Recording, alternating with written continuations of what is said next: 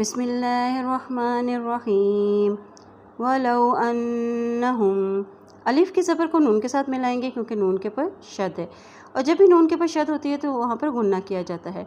وَلَوْ أَنَّهُمْ آمَنُوا الف کے پر کھڑی زبر ہے اس لیے اس کو ایک حرکت لمبا پڑھیں گے۔ آمَنُوا وَاتَّقَوْا واو کی زبر کو تا کے ساتھ ملاتے ہوئے پڑھیں گے کیونکہ تا کے پر شد ہے، اور کاف کی زبر کو واو کے ساتھ ملائیں گے کیونکہ واو کے اوپر جزم ہے۔